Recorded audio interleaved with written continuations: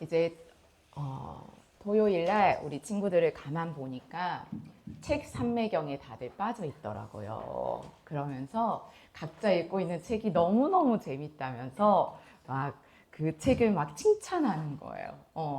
우리 은유 같은 경우가 은유가 읽고 있는 책이 있는데 처음에 은유가 그 책을 두꺼운 책을 갖고 다닐 때는 은유야 재밌어? 이러니까 재미없어요. 무슨 말인지 모르겠어요. 이랬거든요. 근데 은유가 한 중간 정도 되니까 그 책의 내용이 너무 이제 재밌는지 이해가 됐는지 너무너무 재밌어요. 이렇게 하는 거예요. 근데 그 모습을 보면서 쌤이 이 얘기를 했어요. 쌤도 성경이 깨달아지지 않을 때는 너무 재미가 없는데 하나님이 하나하나씩 깨닫게 해주시니까 성경이 너무너무 재밌어. 그래서 우리 은유도 우리 친구들도 무엇보다 세상에서 알려줄 수 없는 그 하나님과의 교제를 성경을 통해서 깊이 느끼시는 여러분이 되었으면 좋겠습니다. 네, 성경은 우리가 이해하고 삶에 적용하려고 노력하는 하나님에 대한 설명서가 아니에요. 성경은 어떤 학문적인 책, 이해하려고 하고 내 삶에 적용하고 노력하려고 하는 하나님의 설명서가 아닙니다. 그럼 성경은 무엇일까요? 주님과 교제하는 자리예요. 성경에 있는다는 건 뭐라고요? 주님과 교제하는 자리예요. 왜냐하면 주님이 자신이 어떤 분이신지를 보여주셨으니까. 하나님의 말씀은 영이고 생명입니다. 우리가 겸손히 그 말씀 안으로 들어가서 그분께 가르쳐 주시도록 구하면 그분은 가르쳐 주세요. 근데 성경 밖에 서서 여러분들이 어떤 나의 이해와 나의 어떠한 그 생각에 맞추려고 하면 그것은 성경이 그 의도대로 쓰여져 있지는 않다라는 것들을 여러분이 기억했으면 좋겠어요. 그래서 오늘도 그 말씀을 통해 주님과 교제하는 자리에 가시는 여러분이 되었으면 좋겠습니다. 네, 우리 오늘 설교 제목은 날 때부터 맹인된 사람을 고치시다예요. 날 때부터 맹인된 사람을 고치시다인데 요한복음 9장 전체 말씀을 볼 것입니다. 근데 오늘 이 설교 시간에 이 9장을 다 읽지 못해요. 근데 여러분 반드시 성경을 읽으셔야 됩니다. 뭐라고요? 반드시? 쌤이 지금 양씨 형제들을 성경 수업을 하고 있는데요. 요나 이야기를 쌤이 요나에 대해서 우리가 성경 수업을 하면서 배웠어요. 근데 요나에 대해서 양씨 형제들이 익히 잘 알고 있더라고요. 요나가 누구야? 선지자였어. 또 뭐라 하냐면 고래 뱃속에 있었던 자래. 왜냐하면 동화책으로도 봤고 수많은 성경 공부 교재로도 봤으니까. 근데 성경에서 한 번도 요나서를 읽어보지 않았어요. 근데 성경에서는 절대 그 고기가 고래라고 나오지는 않는다라는 거죠. 전에 파워바이블을 읽었던 친구들은 이렇게 말했어요. 선악과는 사과였어요. 왜냐하면 파워바이블에 선악과는 사과처럼 그려져 있거든요. 여러분, 우리가 어떤 메시지를 들을 때라도 우리가 성경으로 가기 위한 어떤 도움이지 그 자체가 진리이지는 않다라는 것을 기억하시고요. 오늘도 설교를 듣지만 여러분이 성경을 읽어보시면 정말 그 안에서 숨겨진 또 비밀들을 발견해 나갈 수 있을 거라고 생각합니다. 자, 오늘 요한복음 9장 한번 펴볼까요?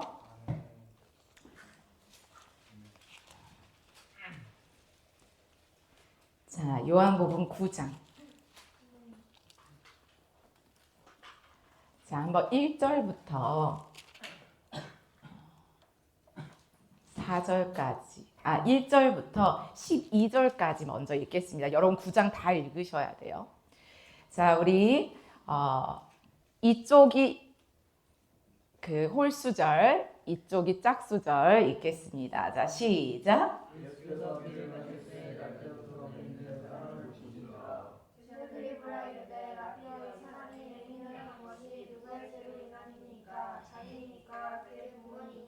예수께서 대답하시되 이 사람이나 그 부모의 죄를 인한 것이 아니라 그에게서 하나님의 행복을 나타내고자 하시니라. 내가 아직 아침에 너를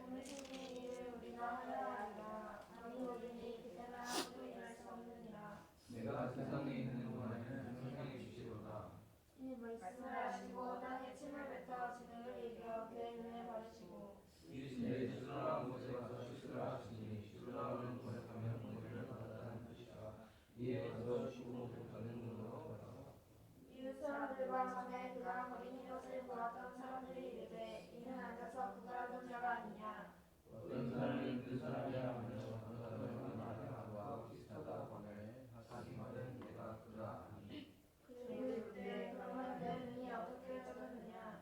대답하되 예수라 하는 사람이 드시는 이름을 내는 바로 너도 실로암에 가서 씻으라 하기에 가셔서 전이 되게 되었더라.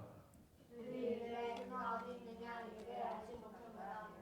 네, 오늘 성경 본문은 날 때부터 맹인된 사람을 고치시다라고 이렇게 말씀의 제목이 되어 있습니다.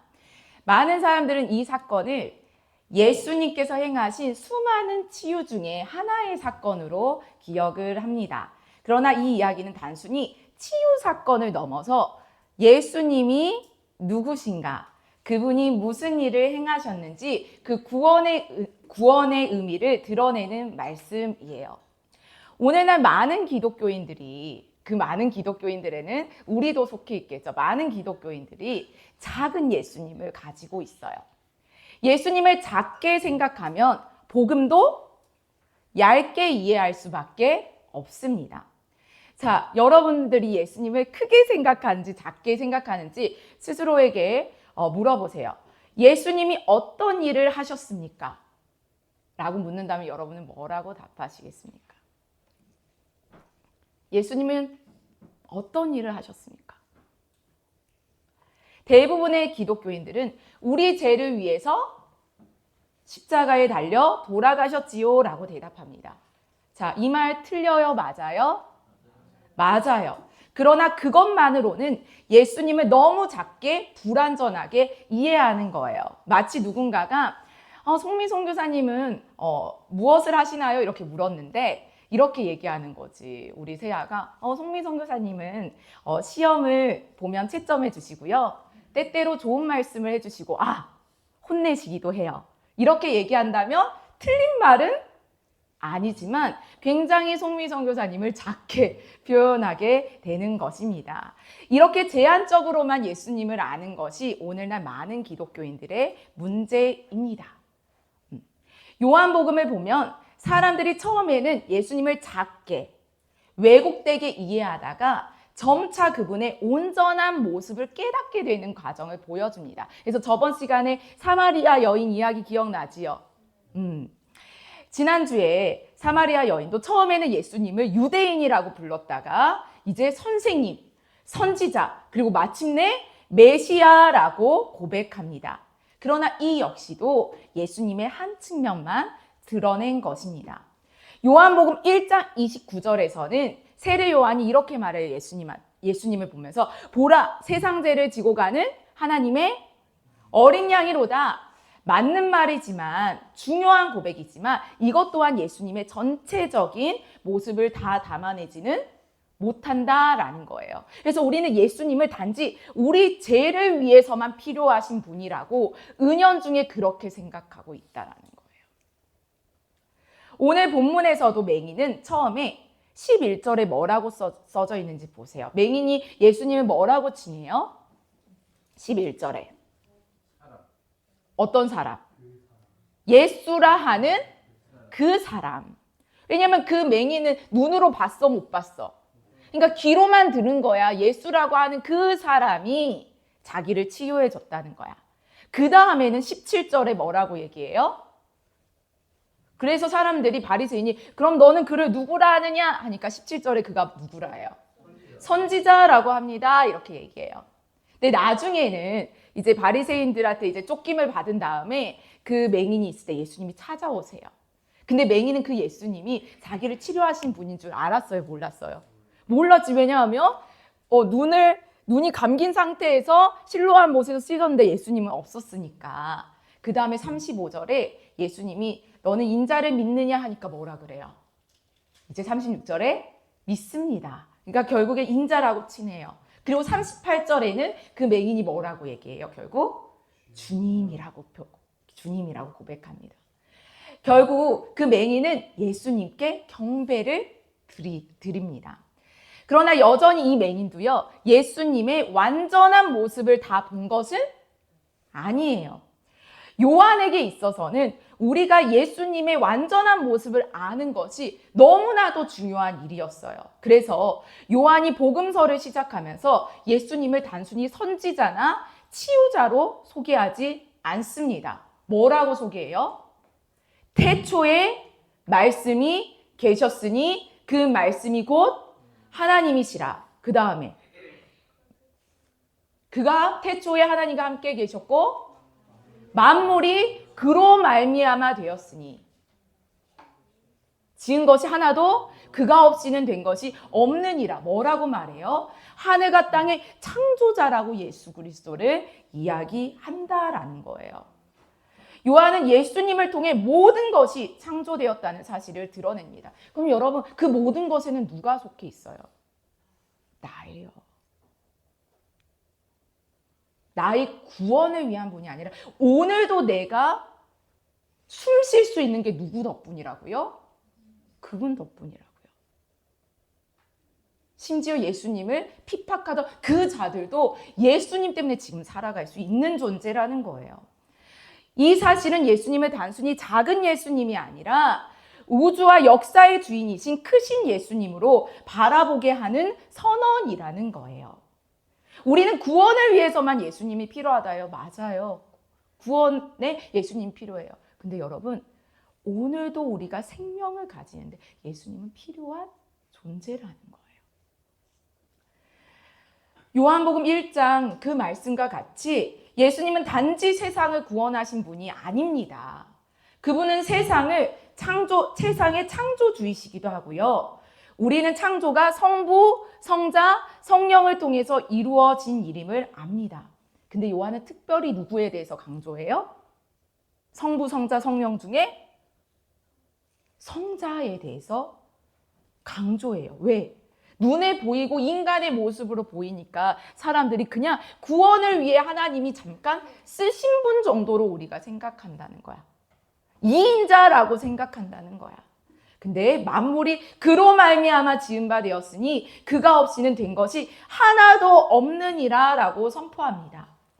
우리의 죄를 위해서 죽으신 분이 바로 우리를 창조하신 분이라는 거예요. 이 말씀을 깊이 이해한다면 우리는 예수님이 누구시며 어떻게 우리를 구원하시는지에 대해서 훨씬 더 온전한 모습을 알게 됩니다. 그래서 성경은 창조와 구원이 별개의 사건이 아니라는 거예요. 뭐라고요? 창조와 구원이 별개의 사건이 아니에요. 사실은 하나의 동일한 사건인데 두 가지 측면에서 보여지고 드러난다고 성경은 이야기하고 있어요. 구원은 다른 말로 얘기하면 곧 다시 창조되는 거예요. 구원이 뭐라고요? 다시 창조되는 거. 다시 창조가 뭐예요? 재창조예요. 그러니까 구원은 곧 다시 창조하는 거예요. 창조를 새롭게 하는 게 바로 뭐예요? 구원이에요. 멍 때리지 마세요, 여러분. 그래서 예수님께서 요한복음 5장 17절에 이렇게 말씀하십니다. 요한복음 5장 17절 펴보세요.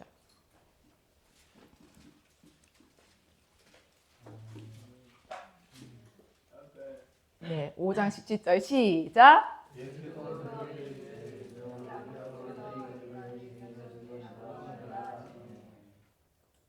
예수께서 그들에게 이르시되 내 아버지께서 이제까지 일하시니 나도 일한다 하시네.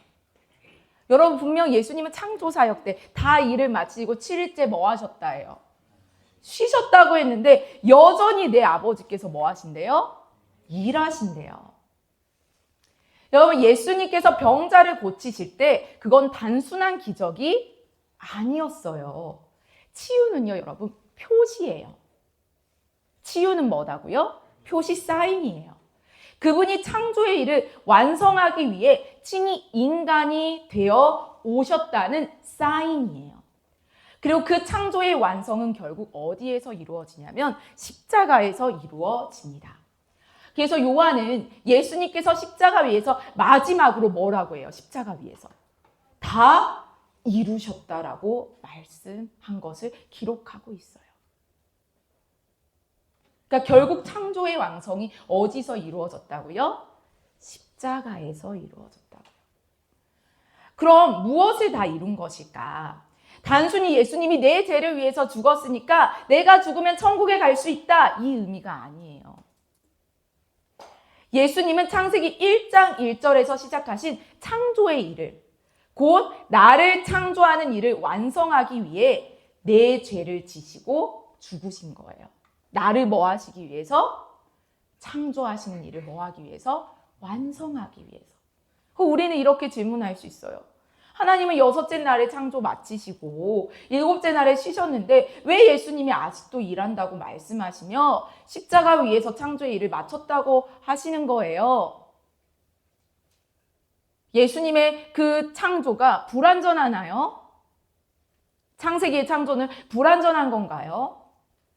여러분, 이 질문을 통해 우리는 죄에 대해서 얼마나 왜곡되게 알고 있는지를 깨닫게 해주세요.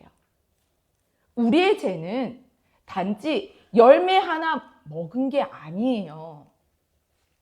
그렇게 작은 문제가 아니라는 거예요.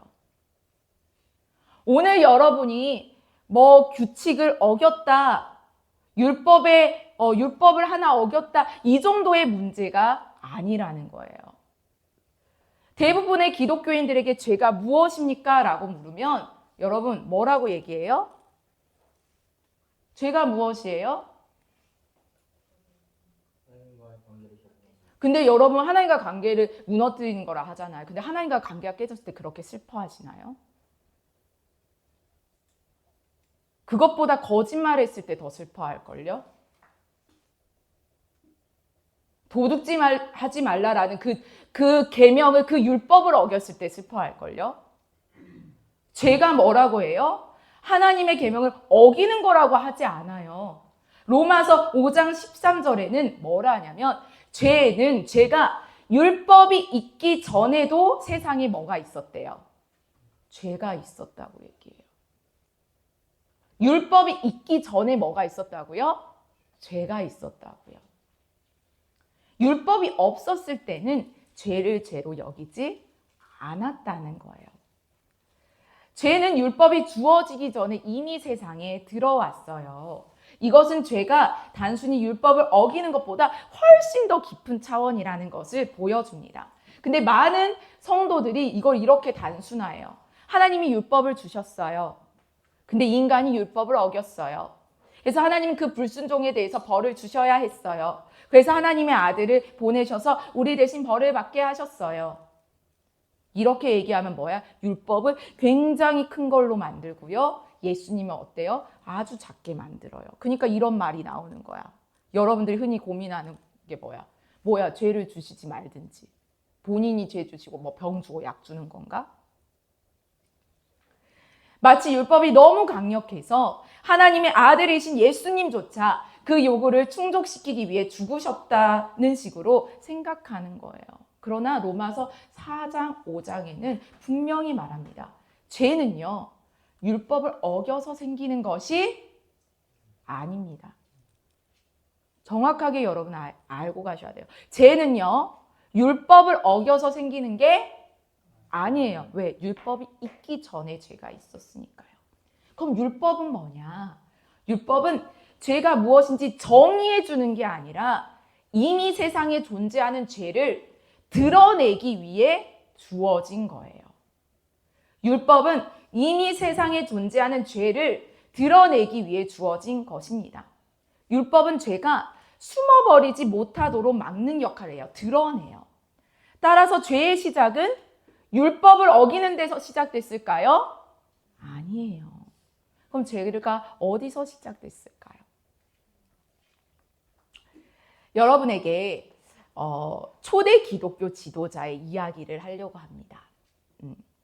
아타나시우스라는 분의 이야기를 하려고 하는데요. 여러분 아타나시우스 들어봤어요? 우리가 사실 기독교인이라면 꼭 기억해야 되는 분이에요. 쌤도 몰랐었어요. 왜냐하면 우리가 읽고 있는 성경의 신약의 27권을 목력을 완성시킨 그 지도자가 아타나시우스였기 때문이에요.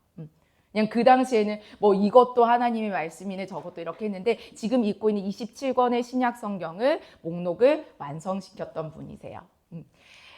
쌤이 지금 읽고 있는 그의 저서에 말씀의 성육신에 관하여 라는 책이 굉장히 얇은 책이 있어요. 여러분도 꼭 읽어보시기를 바랍니다. 거기에서 예수님의 참된 정체성에 대해서 분명히 밝힙니다. 4세기에, 그러니까 이분이 4세기 대부분 동안 거의 모든 기독교 지도자들은 아리우스라는 이단자의 가르침에 잘못 인도되었었어요.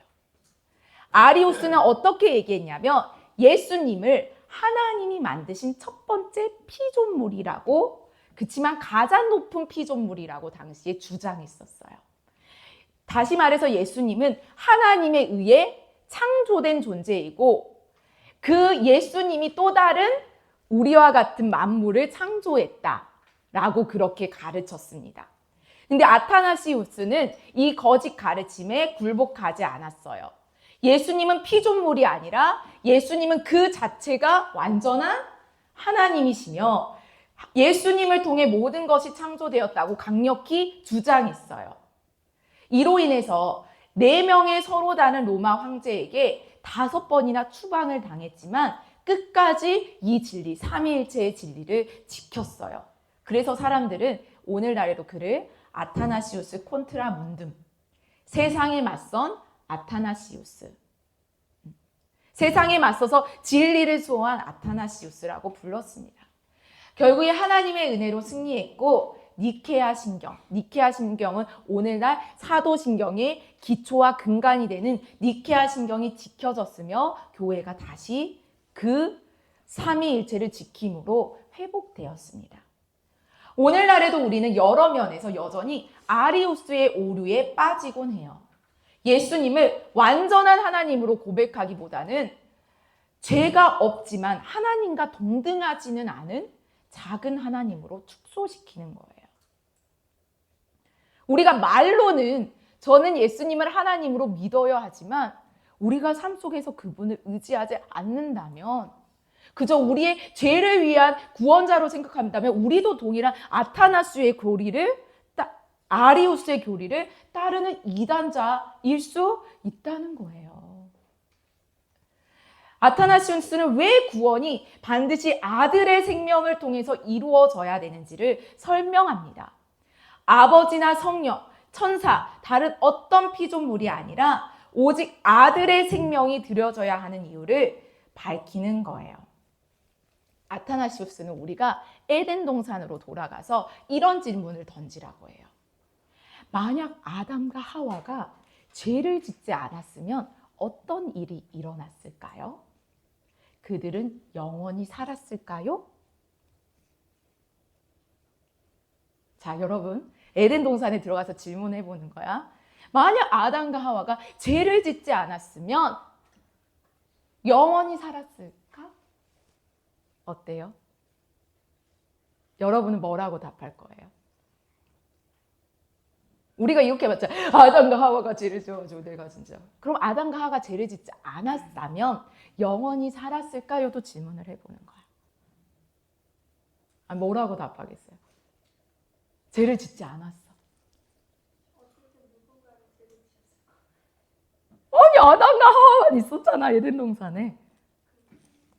성빈아, 아담과 하와가 죄를 짓지 않았어. 그럼 어떻게 됐어? 영원히 살았을까?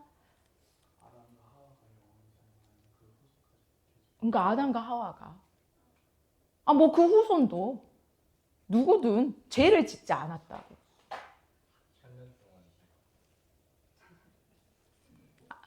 아니면 후손까지 생각하지 말아보자. 아담과 하와가 죄를 짓지 않았어. 그럼 아담과 하와는 영원히 살았을까? 우리 그렇게 얘기하잖아. 아담과 하와 때문에 우리가 죽게 되었다고. 그럼 아담과 하와가 죄를 안 지었으면 영원히 사냐고. 대부분은 이렇게 말하죠. 실제로 하나님이 열매를 따먹지 말라는 명령을 주셨는데 아담과 하와가 그 명령을 어기고 따먹었어요. 그래서 죄가 들어왔고, 그래서 벌을 받게 되고, 그래서 하나님이 예수님을 보내셔서 그 죄를 대신 짊어지게 하시고 예수님을 죽게 하셨어요. 그러나 로마서 5장 13절은 뭐라 한다고요? 죄가 율법 이전에 이미 세상에 들어왔다고 바울이 얘기하고 있어요. 성경은 아담과 하와가 율법을 어겼기 때문에 죄가 들어왔다고 이야기하지 않아요. 아타나시우스는 이렇게 얘기해요. 성경은 아담과 하와가 영원히 살도록 창조되었다고 말하지 않습니다. 자, 여러분, 아담과 하와가 영원히 살도록 창조되었다는 성경 구절 본 사람. 근데 우리는 마치 아담과 하와 때문에 죄가 들어와서 사망에 이뤘으니까 아담과 하와가 아니었으면 영원히 살 것이라고 생각해요. 근데 성경은요, 아담과 하와가 영원히 살도록 창조되었다고 말하지 않습니다. 인간은 흙으로부터 창조되었고요. 본성상 흙으로 돌아가는 존재입니다. 다시, 인간은 흙으로부터 창조되었고요. 본성상 흙으로 돌아갑니다. 자, 그러면 이 말이 아담과 하와가 죄를 짓지 않더라도 결코 늙고 죽을 것이라는 말인가요? 그것도 아니에요. 여러분, 아담과 하와가 흙으로부터 지어졌죠. 근데 어떻게 사람이 됐어요? 생기가 들어갔기 때문이에요. 하나님의 영이 그 안에 있을 때만 영원히 살 수 있는 거예요. 오직 하나님만이 영원한 생명을 가지세요. 천국도 영원하지 않아요. 예수님 안에 있을 때만 그 천국이 영원할 수 있는 거예요. 예수님 없는 천국은 영원하지 않아요. 왜냐면 영원한 것은 누구밖에 없어요. 영생은. 하나님밖에 없어요. 그럼 아담과 하와가 선악과를 안 먹었더라 할지라도 예수 안에 있지 않으면 뭐 하는 거예요? 죽는 거예요. 영원히 살지. 흙으로 돌아가는 거예요. 오직 하나님만이 영원한 생명을 가지신다라는 거 우리는 잊어서는 안 돼요. 그걸 안다면 우리는 이렇게 얘기하지도 않을 거예요. 저 그때 예수님 믿었는데요. 예수님을 믿는다는 건 예수 안에 있다는 거예요. 근데 저 예수님 밖에 있는데요. 근데 그때 예수님 믿었는데요. 예수 안에만 뭐가 있다고요? 영생이 있다고요.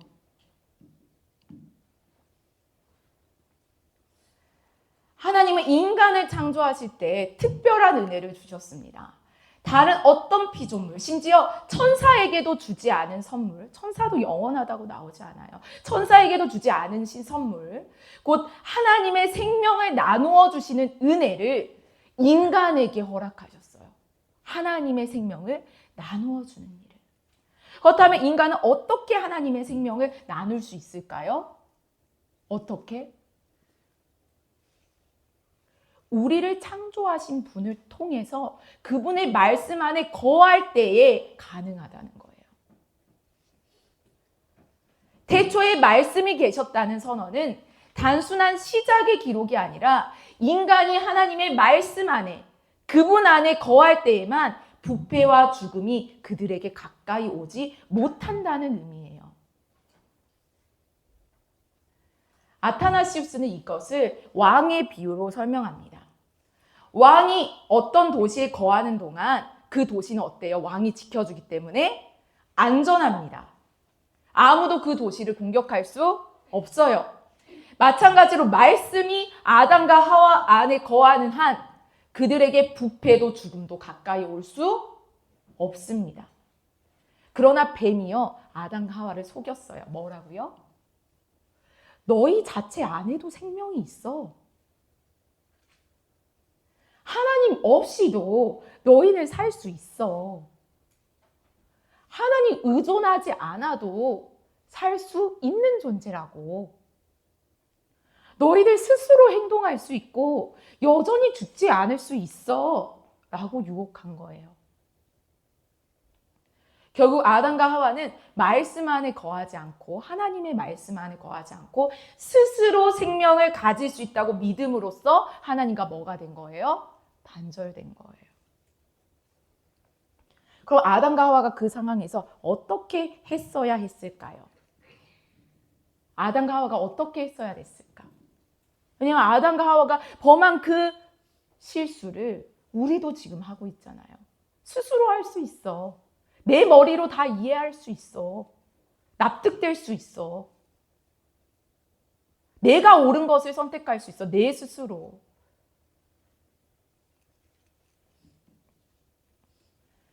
요한복음에 나타난 예수님의 모습을 보면 알 수 있어요. 요한복음 5장 19절 보세요. 요한복음 5장 19절. 자, 우리 읽겠습니다. 시작. 내가 진실로 진실로 너에게 이르노니 아들의 아버지께서 하시는 일을 보지 않고는 아무것도 스스로 할 수 없나니 아버지께서 말씀하신 것을 네. 예수께서 말씀하십니다. 아들이 아버지께서 하시는 일을 보지 않고는 아무것도 스스로 할 수 없나니 아버지께서 행하시는 걸 아들도 행하느니라.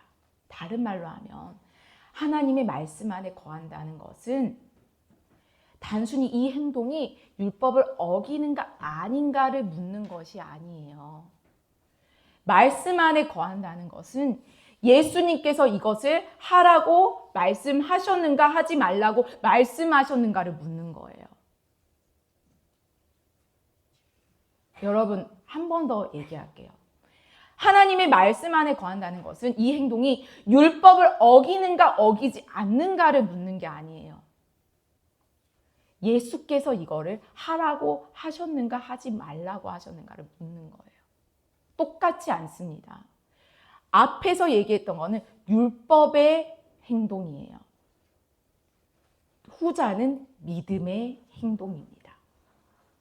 말씀에 있으면 그분의 말씀이면 순종하고 그분의 말씀이 아니면 하지 않는 것. 그게 말씀 안에 거하는 삶입니다. 예수를 믿는다는 것은 그분을 신뢰하고 그분을 의존하는 것이기 때문에 그분의 말씀이면 따른다는 거예요. 왜? 그분이 선 자체이시니까. 내가 따를까 말까를 결정하는 게 아니라 예수를 믿는다는 건 예수께서 말씀하신 걸 따른다는 거예요. 내가 이해가 되지 않아도요.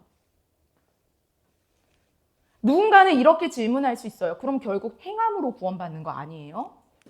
여러분, 여기서 말하는 건 율법의 행함이 아니에요.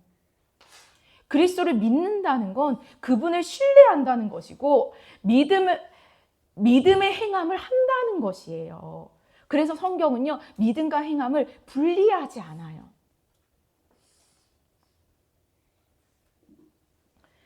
아담과 하와가 말씀에서 돌아서서 자기들 안에 생명이 있는 것처럼 행동했을 때 결국 그들은 하나님께서 말씀하신 대로 뭐 했어요? 실제로 죽었어요. 그들이 죽은 이유는 단순히 율법을 어겨서 하나님이 벌을 주셨기 때문이 아니에요. 죽은 이유는 인간 안에 본래 뭐가 없어서요? 생명이 없어요. 인간 안에는 본래 생명이 없어요. 근데 본인들 스스로 존재하고 살 수 있다고 하니까 죽은 거예요. 뱀은 인간이 스스로 생명을 가질 수 있다고 속여요. 근데 그것은 여러분 거짓말이에요.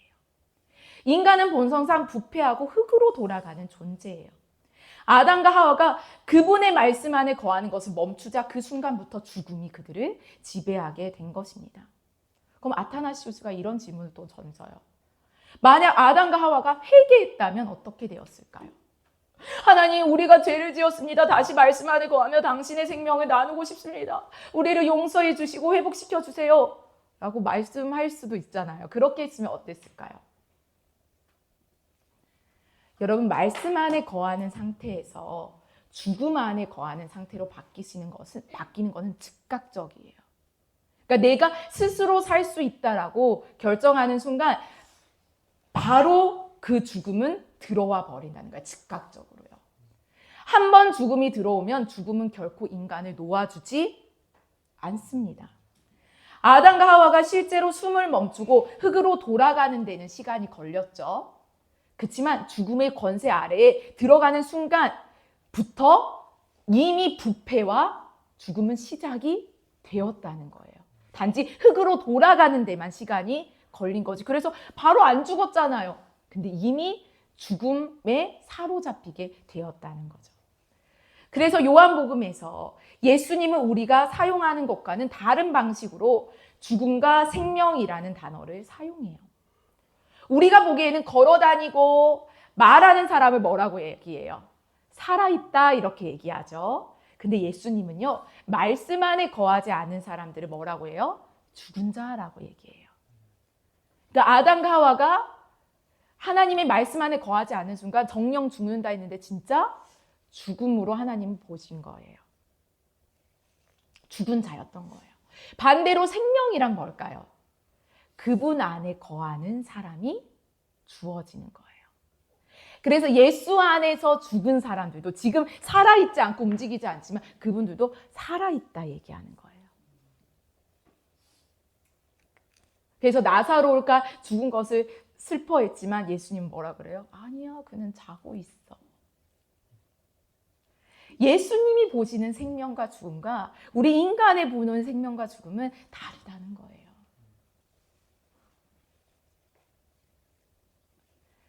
그래서 요한복음 8장 51절에는 이렇게 얘기합니다.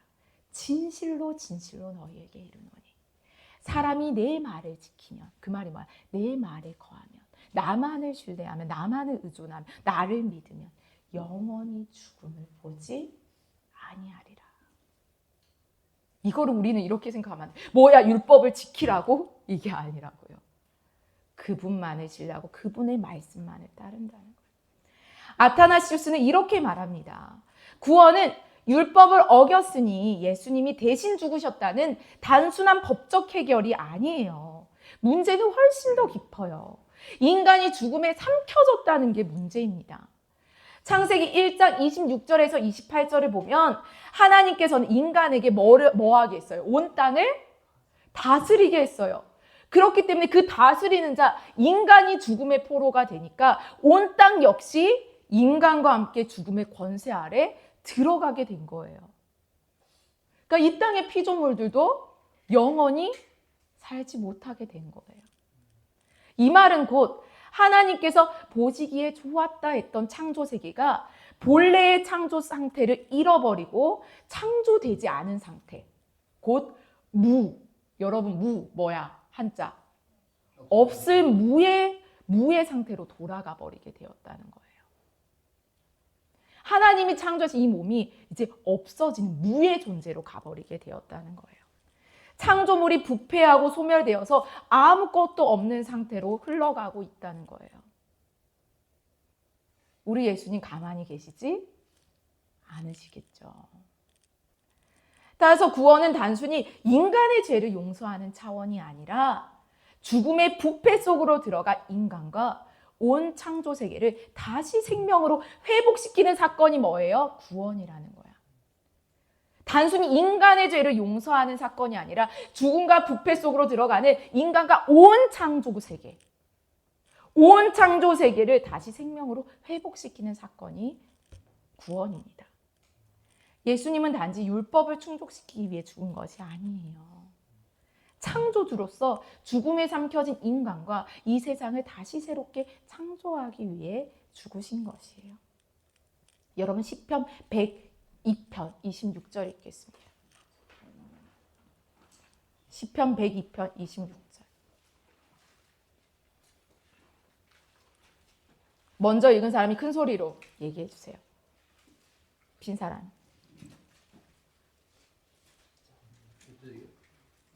26절 102편.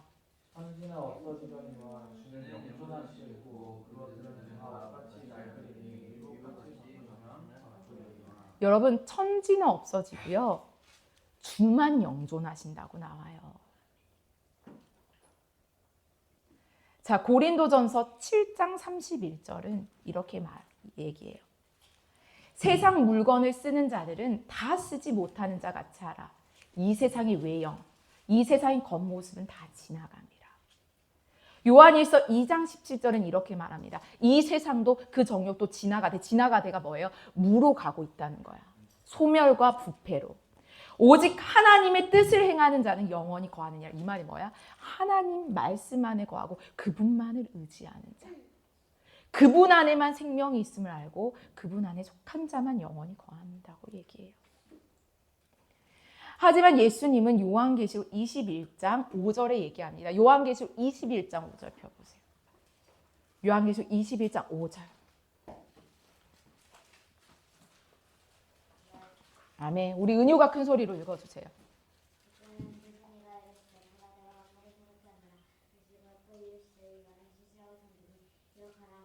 네, 주님이 내가 만물을 새롭게 한다라고 얘기합니다.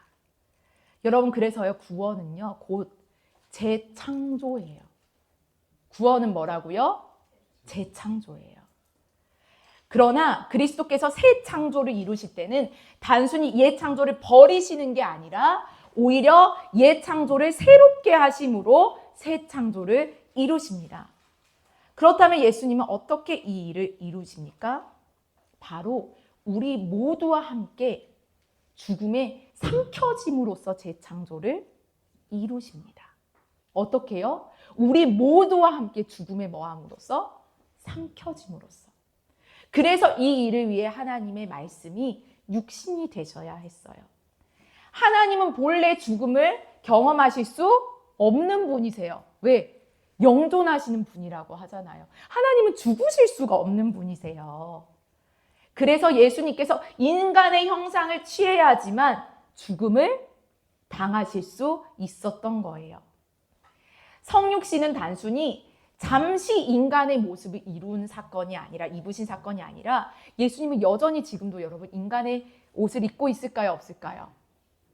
여러분, 지금도 예수님이 인간의 옷을 입고 계세요. 그 이후로도 영원히 우리와 같은 완전한 인간이 되신 사건이에요. 예수님 부활하시고 나서도 제자들이 나타나서 내 몸을 만져보라고 하잖아. 여전히. 그리스도께서 우리처럼 죽음에 뭐 하셨어요? 삼켜지셨어요. 근데 중요한 건 뭐냐면 우리는 죽음에 삼켜질 수 있지만 죽음이 예수님을 붙들 수 없어요. 계속 죽음 안에 가둬놓을 수 없어요. 왜요? 요한복음 5장 26절에 기록된 것처럼 그 안에는 생명이 있기 때문이에요. 그래서 아들에게도 생명을 주어서 죽음에 삼켰지만 죽음이 그분을 붙들 수가 없는 거예요. 그분 안에는 본질적으로 생명이 있기 때문이에요. 인간의 모습으로 오셨더라 할지라도. 따라서 죽음은 그리스도를 삼킬 수 없었고 그분을 붙들 수 없습니다. 그래서 예수님이 이렇게 말씀하셨어요. 내가 내 목숨을 버리는 것은 내가 다시 얻기 위함이니 이로 말미암아 아버지께서 나를 사랑하시느니라. 예수님은 스스로 생명을 버리기도 하시지만 다시 취하실 수도 있는 분이세요. 그 결과로 죽음 자체가 그리스도께 삼켜지게 되는 것입니다. 바울은 고린도전서 15장 54절에 이렇게 얘기합니다. 여러분 보세요. 고린도전서 15장 54절.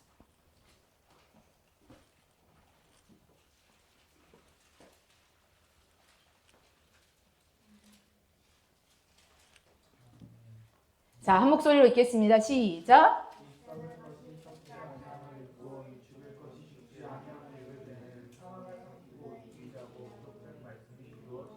네, 아멘.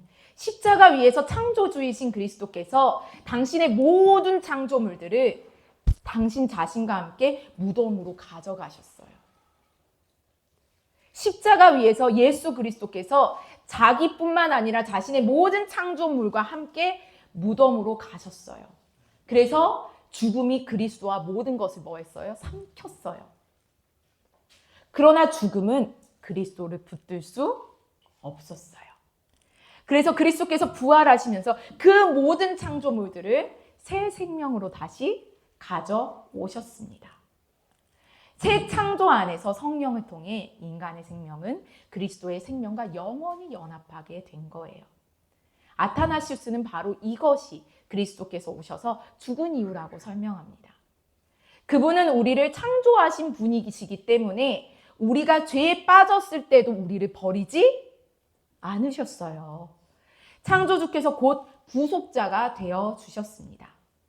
그래서 아버지께서 우리를 구원하시기 위해 보내신 분이 바로 그리스도이십니다. 그리스도께서는 자신의 생명을 내어주심으로 우리가 죽음과 먼지 속에 머물지 않고 오히려 그분과 함께 일으켜져서 성령 안에서 영원히 살며 그분을 통해 아버지께 드려지게 됩니다. 이게 우리가 그렇게 잘 알고 있는 요한복음 3장 16절이에요. 여러분 얘기해 보세요. 시작. 하나님이 세상을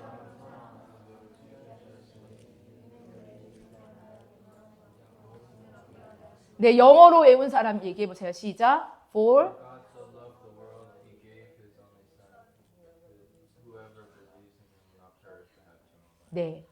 여러분 여기서 멸망하지 않는다는 것은요. 벌을 받지 않는다가 아니에요. 멸망한다는 건 뭐예요? 무로 간다는 거예요. 무로 떨어져 사라지는 거예요. 근데 그리스도께서 우리의 피조물이 먼지로 분해되는 것에서 우리를 뭐 하셨어요? 구원하셨어요. 그분 때문에 어떤 것도 이제는 무로 떨어지지 않아요. 그분 때문에 이제 어떤 것도 뭐라고요? 무로 떨어지지 않는다고요. 누구도요? 심지어 예수 그리스도를 믿지 않는 사람들도요. 왜요? 예수님이 죽음을 이겨셨거든요. 그래서 뭐라 그래요? 부활인데요. 생명의 부활과 뭐예요? 영벌의 부활. 그러니까 믿지 않는 자들도 이제 무로 떨어질 수가 없어요. 죽으면 사라지는 게 아니라 이제 영원한 형벌을 받게 될 거라는 거예요. 그래서 베드로후서 3장 9절에서는 베드로는 하나님께서 아무도 멸망받지 않기를 원하신다고 말합니다. 그렇다고 해서 모든 사람이 구원받는다는 뜻은 아닙니다. 모든 사람은 죽음에서 이제 뭐예요? 부활해요. 예수님을 믿는 자나 믿지 않는 자나 모든 사람은 죽음에서 이제 부활합니다. 누구 덕분에? 예수 그리스도가 죽음을 이기셨기 때문에. 그래서 재림 때 예수 그리스도는 죽음을 완전히 멸망시킬 것이기 때문입니다. 그러나 자신의 창조주로부터 구원을 거부한 사람들은 죽지 않고 영원히 살지만 그 삶은 영원한 형벌 속에서 지속됩니다. 이게 지옥의 비극이에요. 그래서 우리는 마음속에 반드시 가져야 될 게 이거예요. 따라해 보세요. 그리스도는 우리를 창조하신 창조주시다. 그리스도가 우리를 창조하신 창조주라는 거예요. 또 그분은 아담과 하와에게 하나님의 생명을 나누어 주신 말씀 그 자체라는 거예요. 예수 그리스도가 아담과 하와에게 하나님의 생명을 나누어 주신 말씀이라는 거예요. 그러나 아담과 하와가 말씀 안에 거하지 않았을 때 그들은 죽음에 삼켜졌고 모든 창조물과 함께 무로 돌아가기 시작했다는 거예요. 그리스도께서 오신 것은 단지 우리가 율법을 어긴 대가를 치르기 위해서만 오신 게 아니라 그분을 통해 창조된 모든 것이 멸망하고 죽음과 먼지 속으로 사라지는 것을 막기 위해 오셨습니다. 그 방법이 뭐예요? 바로 직접 죽음 속으로 들어가셨다는 거예요. 우리가 세례를 통해 그리스도의 죽음 안으로 들어갈 때 우리는 죽은 자 가운데서 일어나 그분과 연합하게 됩니다. 그리고 성령의 능력으로 살며 하나님의 임재 안에서 그분과 함께 다스리고 통치합니다. 오늘 본문에, 오늘 요한복음 9장에 예수께서 날 때부터 맹인된 사람을 고치시며 이렇게 말합니다. 우리 1절에서 5절 다시 한번 읽어볼게요. 요한복음 9장 1절에서 5절.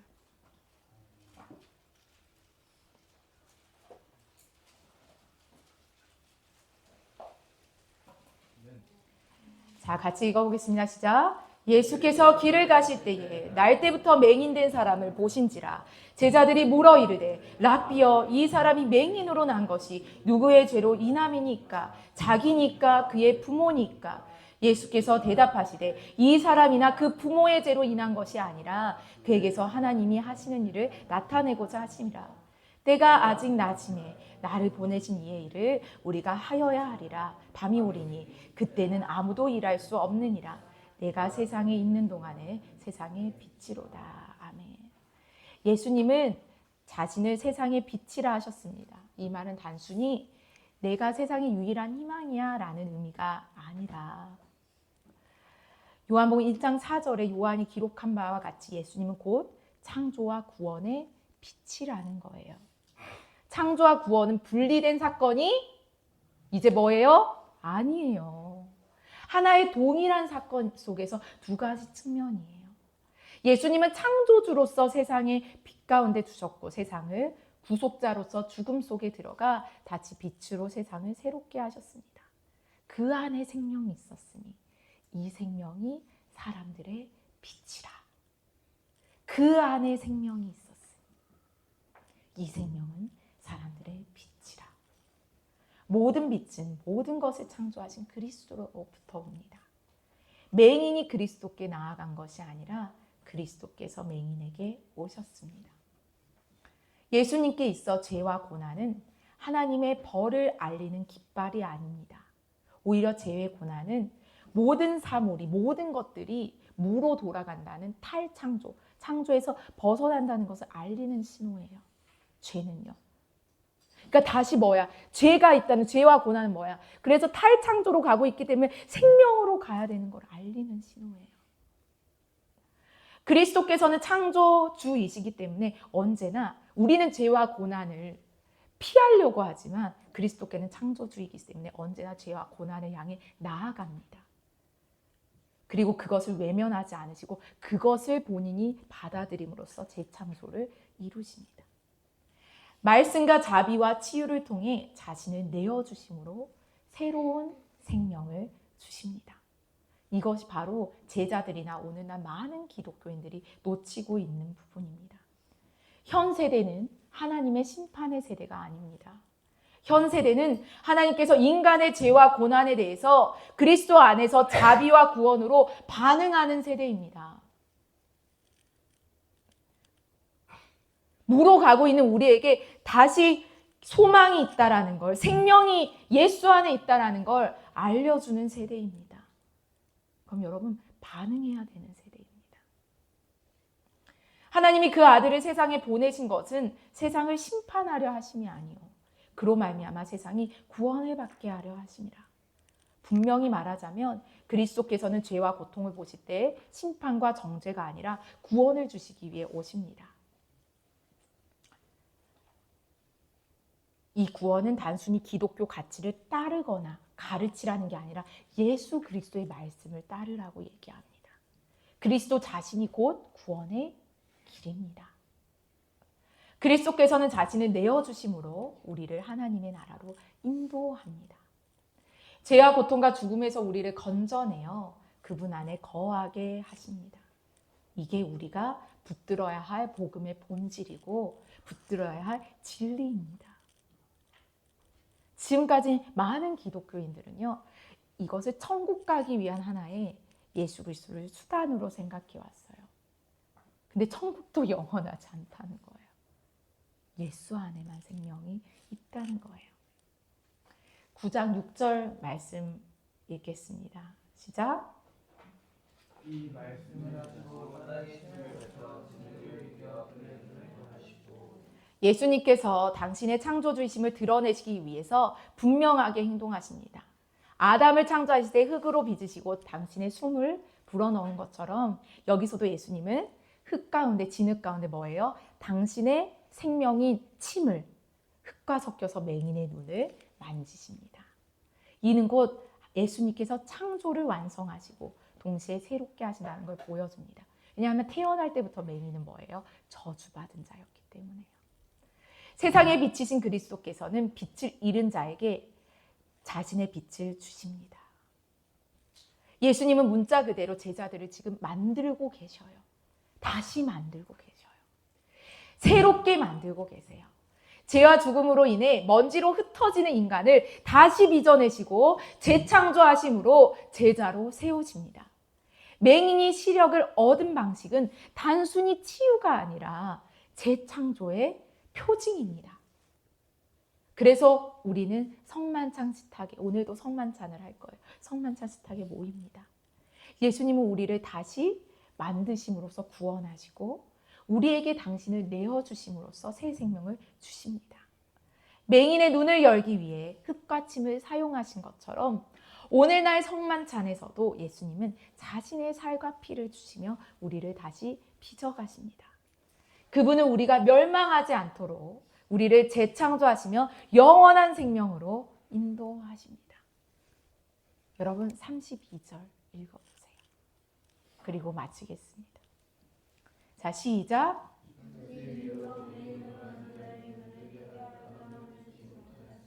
여러분 창세 이후로 날 때부터 맹인이었던 자의 눈을 뜨게 하였다는 것을 듣지 못했다.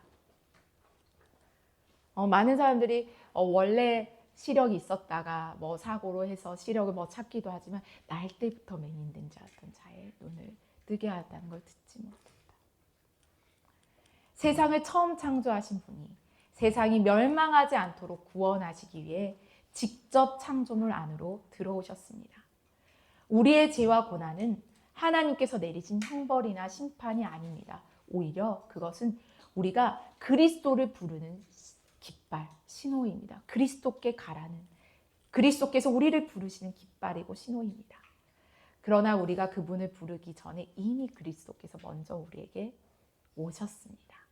그분은 우리를 찾아오셔서 새롭게 하십니다. 그러므로 우리는 그분을 받아들여야 합니다. 여러분, 믿어지게 해주세요는 맞지 않습니다. 왜냐하면 그분은 실체입니다. 오늘 여러분 요한복음 9장을 찬찬히 읽어보세요. 요한복음 9장 마지막이 어떻게 끝나는지 보세요. 마지막 절 읽어보세요. 시작. 주께서 이르시되 너희가 맹인이 되었더라면 죄가 없으려니와 본다고 하니 너희 죄가 그대로 믿는다. 보지 못했던 자는 그분을 받아들임으로 보는 자가 됩니다. 근데 이 맹인이 날 때부터 맹인이 되었던 자가 지금 회복된 것을 봤음에도 불구하고 바리새인들은 믿지 않습니다. 실체가 보여졌는데도 믿지 않습니다. 여러분, 예수님은 드러내 보이셨습니다. 우리는 그분을 받아들이고 그분을 따르는 거예요. 그분의 치유를, 그분의 용서를, 그분의 생명을 받아들여야 합니다. 아직 낯일 때, 곧 지금 그분을 받아들일 때마다 밤이 오면 그날은 산자와 죽은 자를 심판하기 위해 그분이 마지막 영광 속에 다시 오실 때입니다. 근데 바리새인과 서기관은 이미 보여졌는데도 계속 본인이 원하는 답을 듣기 위해서 계속 물어봅니다. 그러니까 맹인이 답답해서 뭐라 그래요? 왜 제가 답을 했는데 왜 또 물어보세요? 그분의 제자가 되려 함입니까? 이렇게 물어보니까 대노를 합니다. 여러분, 믿는다는 건 이미 드러나신 그분을 받아들이는 거예요. 바리새인과 서기관들이 더 많은 기적을 봤으면 믿었을까요? 아닙니다. 이미 예수 그리스도를 믿는 자들을 출교하기로 결정했다고 나옵니다. 이미. 그 마지막 날에 그리스도를 믿고 세례를 통해 그분의 죽음 안으로 들어간 사람들은 그분과 함께 영원히 살기 위해 일으켜질 것입니다. 그러나 그리스도를 거부한 사람들도 부활하지만 그들은 영원한 형벌에 처해질 것입니다. 그리고 죽음은 결국 죽음은 멸망받을 것입니다.